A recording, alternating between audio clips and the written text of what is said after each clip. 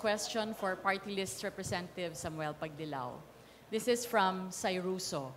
As a future senator and a retired police officer, ano po ang nakikita ninyong problema ng ating mga pulis na kaya ninyong solusyonan? At paano nyo maibabalik ang tiwala ng publiko sa mga pulis?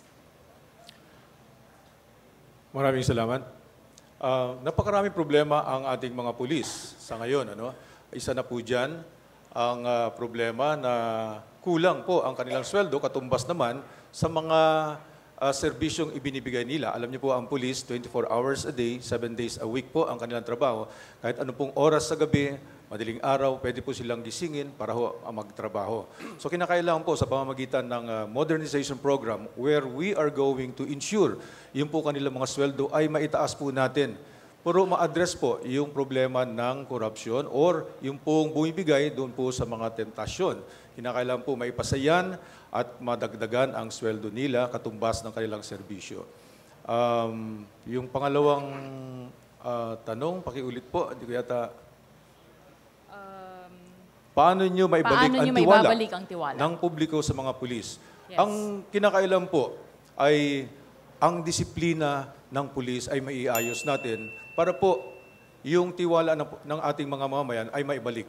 Nung ako po yung nasa serbisyo, yung pong disiplina isa ko pong inayos at wala pong pabor-pabor. Kinakailangan po makita mismo ng ating pong mamamayan na bilang commander ng pulis, wala ka pong sinasanto. Yun po ang nakikita nila. And then, I organized the community investigative support. Ito po yung mga community volunteers. I reached out to them because ang paniwala ko po talaga, kinakailangan natin ang tulong ng mamamayan para po ma-resolve ang problema ng peace and order.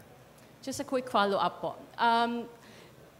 You said kailangan taasan ng sweldo ng pulis. Can you be a little more specific? Magkano po ba ang kinikita ng pulis ngayon? And then, ano yung nakikita nyong dapat na maging sweldo nila para mabawasan ang pangungutong? At palagay niyo po ba, pag tinaas ang sweldo, titigil ang pangungutong?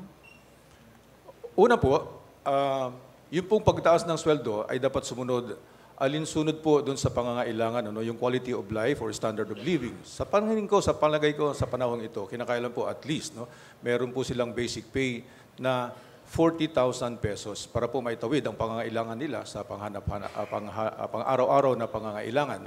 Kung ito po ba ay makakatulong para mababa o mawala ang korupsyon, hindi po. Kinakailangan rin po mapagtibay ang kanilang moral foundation. That's why we need for our police officers and personnel to be trained properly para po yung kanilang moral outlook ay ma-strengthen sa pamagitan po ng mga training, transformation programs, value formation programs po para sa ating mga kapulisan.